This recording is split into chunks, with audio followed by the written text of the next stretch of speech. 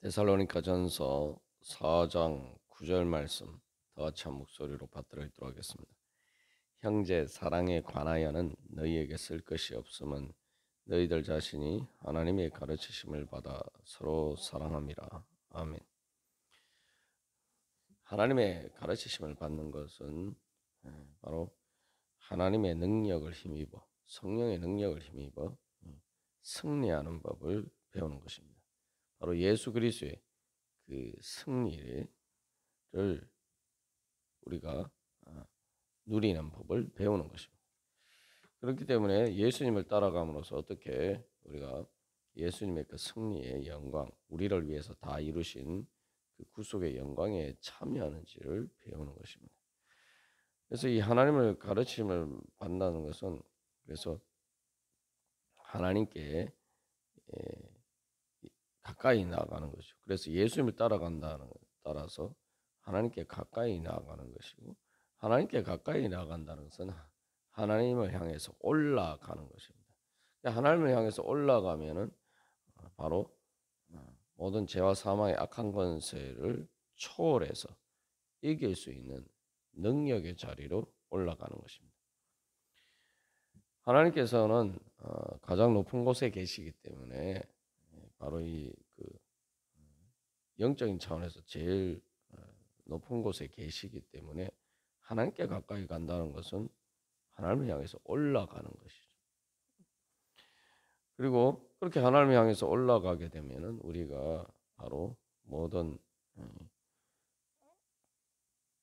공중의 권세 잡은 자의 위에 올라갈 수가 있는 것입니다. 그래서 이 에베소서 말씀에서는 예수님을 만물의 머리로 만물 위에 이제 세우셨는데 만물이 예수님의 발 아래 있는데 교회를 그의 몸으로 삼으셔서 또 그러니까 예수님이 교회가 머리가 됨으로써 되니까 어떻게 됩니까? 만물은 교회의 발 아래 있는 거죠. 만물이 예수님의 발 아래 있는데 교회가 예수님의 몸이에요. 그러니까 예수님의 발 아래 있다는 것은 또한 교회의 몸 아래 있는 교회 아래 교회의 발 아래 있는 거죠. 그래서 교회를 예수 그리스도의 머리 대신 예수 그리스도의 충만함이다라고 이야기를 하고 있습니다. 그래서 그것이 바로 이제 창세기 3장에서 하나님께서 아담과 하와에게 약속하신 그 약속의 성취죠. 뭐예요? 뱀의 머리를 상하게 할 것이다. 여자의 후손이 뱀의 머리를 상하게 할 것이다. 말씀하셨는데 그 여자의 후손이라는 게 바로 이제 교회를 상징하는 거죠. 예수 그리스도의 신부로서 교회예요. 근데 그 예수 그리스도의 신부로서 교회를 에베소서 5장에서는 이제 그 이야기를 할 때 예수 그리스도를 신랑에 비유하고 교회를 신부에 비유할 때에 예수 그리스도께서 바로 이 교회의 머리가 되시기 때문에 그 자기 교회를 자기 몸처럼 그렇게 양육하고 보호하신다라고 이야기하고 있어요. 그러니까 예수님의 그 머리 대신 예수님의 능력이 교회를 통해서 충만하게 나타나서 바로 교회가 사탄의 머리를 상하게 하고 사탄의 머리를 상하게 하면 사탄을 멸망하는 거죠. 왜냐하면은 이 선악과를 통해서 보여주는 것은 선악과 사건을 통해서 보여주는 것은 인간의 타락이 뱀의 말을 따름으로써 시작됩니다. 그러니까 하나님의 가르치심을 받는 것과 뱀의 말을 따르는 것은 정반대죠. 죄가 뭐냐? 뱀의 말을 따르는 거, 뱀을 통한 그 사탄의 말을 따르는 것인데 그게 뱀이 머리가 되는 거죠. 생각만 해도 끔찍한 일입니다만 우리가 하나님의 가르치심을 따라서 따르지 않으면 그 내 머리로 뭔가를 알아서 행한다라고 할 때에 그것이 하나님의 가르치심을 거부하고 불순종하는 것이 되면 사실상은 아담과 하와가 원죄가 보여주는 것처럼 뱀의 말을 따르는 거예요. 뱀의 말을 따른다면 뱀이 머리가 되는 거예요. 근데 이제 예수님을 머리로 삼으면은 이 뱀의 머리를 머리 위에 우리가 교회가 서게 되는 거죠. 그리고 교회의 발 아래 그 사탄의 권세가 교회의 발 아래 있다. 그러니까 교회가 발로 뱀의 머리를 이렇게 짓뭉개듯이 그렇게 되는 거죠. 그러면 뱀의 머리를 치면은 뱀의 머리가 짓뭉개지면 뱀은 죽는 거예요. 뱀의 머리를 상하게 한다라는 의미는 바로 뱀의 머리를 따르지 않는다. 뱀의 말을 따르지 않는다. 선악과가 를 통한 그 타락이 보여주는 것처럼 그렇게 뱀의 말을 따라서 선악과를 먹는 것과 같은, 그렇게 내 눈에 보기에 좋은 대로 행하지 않는다는 거예요. 하나님의 가르치심을 받아 이제 성령님의 인도하심을 따라 행한다는 거죠. 우리가 이 영적인 원리를 잘 안다면은 우리가 하나님의 가르치심을 받는 것이야말로 진정한 승리의 비결이구나 라는 걸 우리가 알 수가 있습니다. 그것이야말로 진정으로 예수님이 우리의 머리로, 그러니까 예수님을 머리로 붙드는 것이고, 그러면 우리가 결국은 공중의 권세 잡은 자 사탄의 모든 악한 권세를 깨트리고 이기고 승리할 수 있다는 것을 보여줍니다.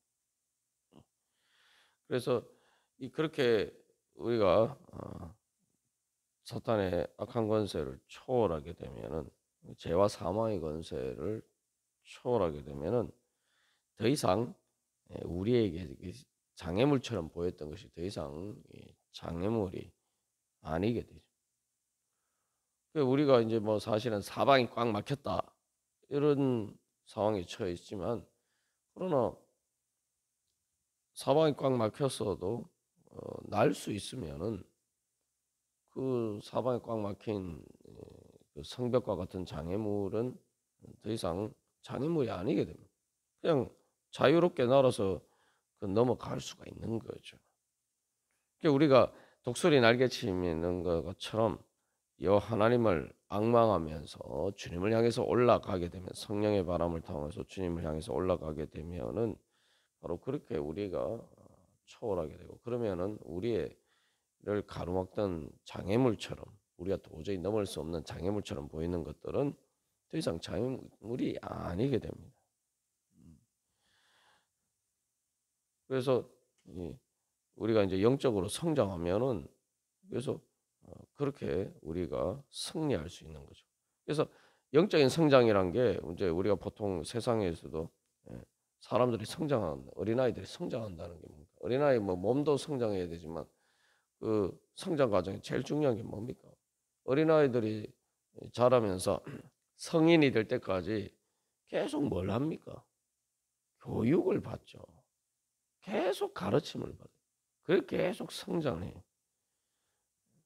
그래 단순히 뭐 몸만 성장하는 게 아니라 지적으로 그렇게 정신적으로 성장을 해야지 이제 제대로 어른으로서 삶을 영위할 수가 있는 거예요. 어쨌든 이 성장 과정에서 계속 하는 게 교육이고, 교육이라는 게 배우는 거죠.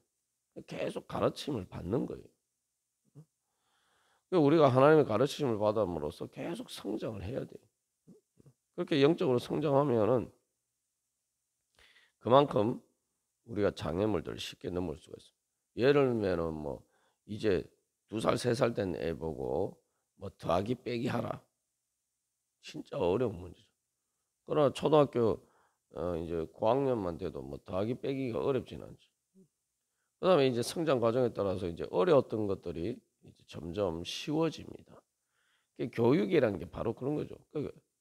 계속 성장하면서 배우면은 이제 처음에는 어려운 것이지만 배워서 익숙해지면은 이제 똑같은 문제도 아주 쉽게 풀 수가 있는 거죠. 고등학생한테 더하기 빼기 하라 그러면은 아주 쉬운 거죠, 그게. 그게 마찬가지. 우리가 성장하면은 그만큼 우리가 영적으로 초월하게 되고 죄와 사망의 악한 것을 이길 수 있는 승리의 능력을 얻게 됩니다.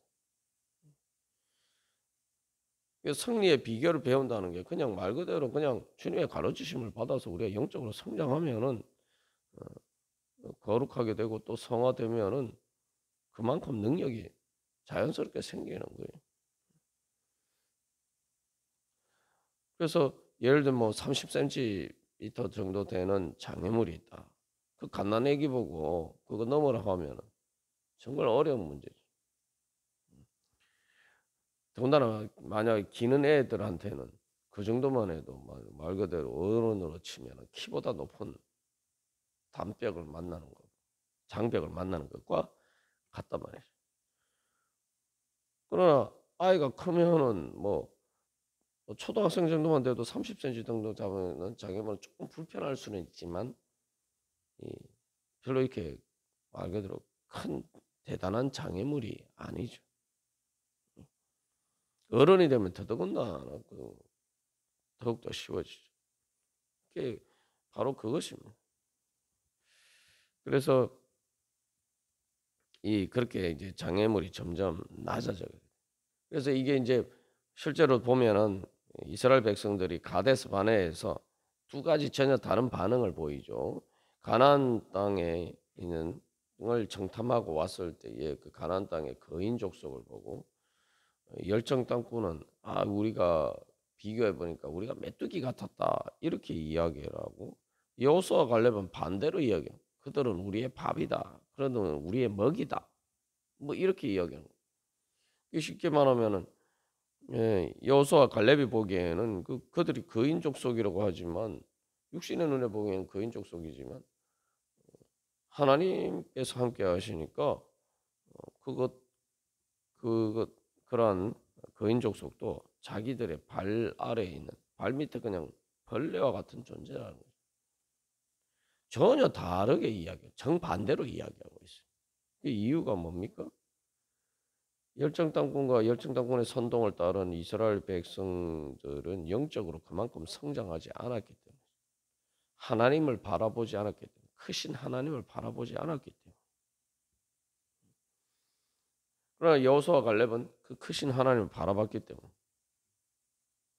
우리가 어린아이가 혼자 있을 때 예를 들면은 이제 유치원생이 있는데 초등학생하고 이렇게 초등학생 앞이 위협하면은 정말 무섭죠. 꼼짝을 못 합니다. 꼼짝없이 당할 수밖에 없어요. 그러나 옆에 그 아이 옆에 엄마 아빠가 있으면은 전혀 두렵지 않은 거죠. 그런 겁니다. 그게 이제 결국 이 하나님의 가르침을 영적으로 성장한다는 것은 믿음의 눈이 떠야지는 거고 믿음의 눈이 떠야지고 영적인 감각이 발달되는 것입니다. 그 영적인 감각이 발달되면 그만큼 잘 보이는 거예요. 하나님이 그만큼 크게 보이는 거예요. 그러니까 하나님의 가르치심을 받을수록 우리가 하나님이 크게 보여요. 상대적으로 하나님에 비해서 다른 것들은 점점 작게 보이는 거죠. 왜 그렇습니까? 왜 하나님이 크게 보일까요? 하나님께 가까이 가니까 그렇죠. 여러분 생각해요. 아무리 큰 것도 멀리서 보면은 아주 작아 보여요. 여러분 밤하늘의 별을 보면은 별이 얼마나 작습니까? 서울 같은 데서는 웬만한 별들은 잘 보이지 않아요. 불빛에 가려서. 그러나 별은 태양과도 같은 존재입니다. 그 크기가 지구하고 비교하면 말도 안 되게 크죠. 어떤 별들은 태양과 비교해도 정말 어마어마하게 태양보다 훨씬 더 큰 별들이 얼마 수도 없이 많습니다. 근데 멀리서 보니까 점처럼 보이잖아요. 그러니까 우리가 왜 하나님이 그렇게 작게 보이느냐? 심지어 하나님이 안 보일 때도 있어요. 왜냐? 하나님과 그만큼 멀리 있기 때문에. 그리고 마치 서울에서 이렇게 다른 그러한 조명들이 많으면은 그 별빛이 잘 안 보이는 것처럼 세상에 우리가 그만큼 가까이 있고 하나님과는 멀게 있으면은 나중에 하나님이 점처럼 보이는 것도 아니고 하나님이 없는 것처럼 안 보인다. 그 세상에 헛된 우상의 그런 영광들에 가려서 하나님이 안 보인다. 그러나 하나님께 가까이 가면은 그만큼 하나님이 커 보이는 거죠. 하나님이 작으신 분이 아니라 하나님이 아니면 없는 분이 아니 우리가 하나님과 멀리 있고 하나님을 향해서 등 돌리고 있고 또 그러한 세상 영광에 눈이 멀어 있으니까 하나님이 안 보이는 거예요. 하나님이 안 계신 것처럼 보이는 거죠.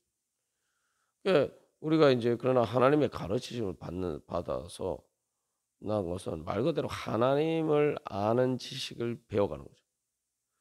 이게 하나님의 가르침을 받는다고 할 때 다른 무엇보다도 사실은 우리가 앞에서 나온 거죠. 하나님의 영광을 알면은 이게 말 그대로 다 끝났는 거예요. 하나님의 영광을 알면은 내가 하나님을 사랑하게 되고 그러면 하나님을 따라올 수밖에 없어요. 그래서 그래서 하나님의 영광을 표현하기 위해서 지성소 같은 곳에서 가장 성전의 핵심되는 성전과 성소의 핵심되는 부분은 다 금으로 도금을 하잖아요. 그 이유가 바로 그게 하나님의 영광을 상징하는 거예요. 그래서 이 하나님께 가까이 가면은 당연히 하나님이 커 보이죠. 점점 크게 내 눈에 보인다. 하나님의 영광을 보면은 우리가 주님을 따라갈 수밖에 없는데 그래서 이 하나님의 가르침을 받는 것을 구약 성경에서 뭐라고 얘기합니까? 하나님을 아는 지식이라고 얘기해요. 하나님을 아는 지식이 없어서 이스라엘 백성이 망한다라고 얘기해요. 하나님을 잘 모르니까 하나님의 영광을 잘 보지 못하니까 자꾸 이렇게 세상의 헛된 우상을 헛된 영광을 따라 산다 이 말이죠. 그러니까 하나님의 가르치심을 받는다는 거 예수님을 통해서 하나님을 알아가는 거예요. 하나님을 안다는 것은 거기서 안다는 건 단순한 지식적인 게 아니죠. 구약 성경에 안다는 개념이 의미하는 것처럼 이 인격적인 관계를 통해서 알아가는 거예요. 인격적인 관계를 통해서 알아간다는 게 뭡니까? 친밀해지는 거예요. 우리가 어떤 사람과 인격적인 관계를 통해서 친해지는 거죠. 말 그대로 우리가 그래서 친해진다, 친밀해진다 이렇게 얘기하죠. 친밀해지려면 어떻게 해야 됩니까? 자꾸 만나고 우리가 그걸 다른 말로 뭐라고 해요? 사이가 가까운 사이다 이렇게 가까운 사이다 이렇게 얘기해요. 가까운 사이가 되어야지 잘 알죠. 그래서 우리가 그걸 또 다른 말로 가까운 사이를 뭐라고? 잘 아는 사람이다 이렇게 이야기해요. 우리말에도 이렇게 보면은 그게 바로 하나님을 아는 지식이 뭔지를 잘 알죠. 친밀해지고 가까워지고 자주 만나고 그래서 인격적인 관계를 통해서 가까운 사이가 되면 잘 알게 돼요. 가까워지면은 그래서 가까워진다 이렇게 또 표현하죠. 하나님과 가까워지면 하나님과 친밀한 사이가 되고 하나님에 대해서 잘 알게 되는 거예요. 그게 뭡니까? 하나님이 점점 커 보이는 거예요. 그러면은 하나님의 영광이 더 크게 보이고 거기에 비하면 세상 영광은 점점 초라해져. 밤 되면 태양이 안 보이잖아요. 태양이 없어서 안 보입니까? 그러나 이렇게 낮이 되면은 지구가 돌아서 태양을 향하게 되면은 낮이 되죠. 태양이 환하게 비칩니다. 그게 바로 회개죠. 우리가 주님을 향해서 돌이키면 하나님의 영광의 빛이 환하게 비쳐. 그리고 이 지구가 이렇게 자전축을 따라서 이렇게 있으니까 약간 기울어져 있으니까 그걸 따라서 이제 조금만 이게 태양을 향해서 가까워지면은 여름이 되고 똑바르게 위치에 있는 것처럼 되면은 이제 봄 가을이 되고 약간 이게 기울어서 이제 멀어지면은 겨울이 되고 여러분 보십시오. 그 사실은 태양과 지구의 거리에 비하면은 봄, 여름, 가을, 겨울이 변하는 그 계절의 변화를 움직이는 그 지구 자전축에 따른 조그만 이렇게 차이는 아무것도 아니에요. 진짜 아주 작은 차이인데 그것에 따라서 겨울과 여름처럼 큰 차이가 나잖아요. 하나님과의 관계도 마찬가지예요. 우리가 조금만 사실은 주님에 가까워져도 얼마나 우리의 삶이 달라지는지 몰라요.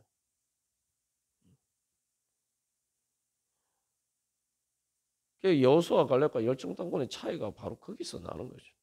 그 우리가 하나님의 가르침을 받아서 하나님을 아는 지식을 배우고 그걸 다른 말로 하면 신학이라고 하는데 신학을 단순 학문적으로 생각할 게 아니라 우리 예수 믿는 모든 사람은 신학을 해야 돼. 신학이 뭐냐면 신에 대해서 배우는 거예요. 그러니까 하나님에 대해서 배우는 거예요. 하나님의 가르치심을 받아요. 그러니까 인격적인 관계로 하나님과 친해지는 법을 하나님을 알아가야 돼. 하나님의 영광이 보여야지. 하나님의 영광이 참 크게 보여요. 대낮에 보면은 아무리 뭐 밝은 빛이 있어도 태양빛에 비하면은 흔적도 없잖아요. 어두운 밤에야 뭐 엄청나게 큰 조명을 하고 야 밝다. 촛불은 참 희미하다 이렇게 이야기하지만 정오에 태양이 찬란하게 빛나는 곳에서는 그런 그 밝기의 차이를 이야기하는 것 자체가 의미가 없죠.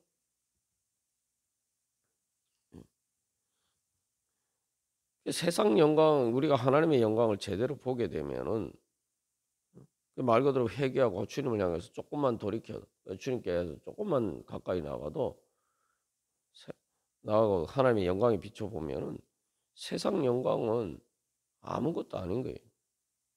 그거 사실은 내가 뭐 돈이 더 많니, 돈 뭐 더 많고 뭐 권력이 더 많고 뭐 세상에 가진 게 많아서 더 영광스럽다 자랑하는 것들이 다 아무런 의미가 없어요 실질적으로. 내 눈에 그렇게 보여요. 그래서 이 심지어 뭐 봄, 여름, 가을, 겨울처럼 지구 자전축을 따라서 조금 태양하고 가까워지는 정도가 아니라 그냥 이 밤이 낮이 되듯이 그죠?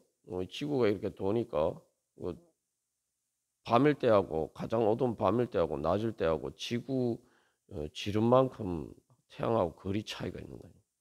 그렇게 하나님을 향해서 우리가 지구가 그렇게 자전해서 태양을 향하듯이 회개하고 주님께 돌이켜서 그렇게 주님께 나아가면 조금만 나아가면은 사실은 태양은 아직 멀리 있는데도 불구하고 말로 1억 5천만 킬로나 되는 엄청나게 먼 거리에 있음에도 불구하고 태양의 빛과 영광이 아무것도 비유할 수가 없어요. 그게 바로 사실은 그런 자연이 보여주는 것이 바로 그래서 하나님의 영광의 원리죠.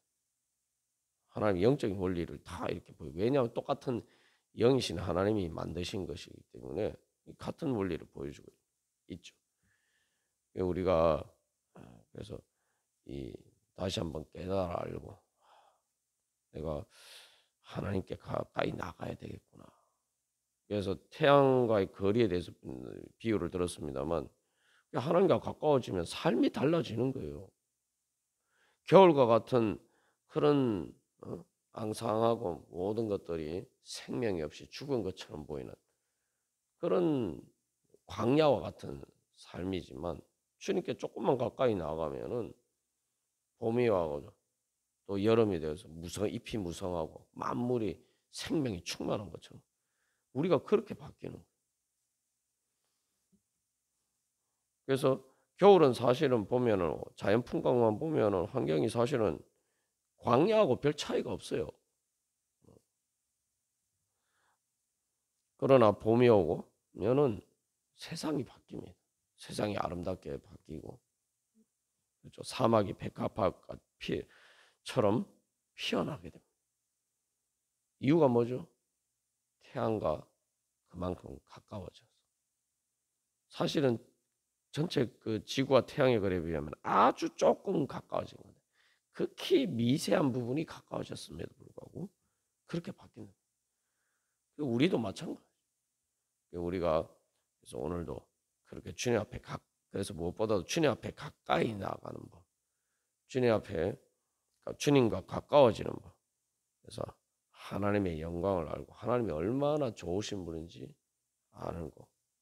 그 하나님의 그렇게 성령님의 가르치심을 받아서 오늘도 주님께 가까이 나아감으로써 하나님의 영광이 더욱더 우리의 삶 가운데 빛나기를 간절히 소망합니다. 다 같이 기도드리시겠습니다.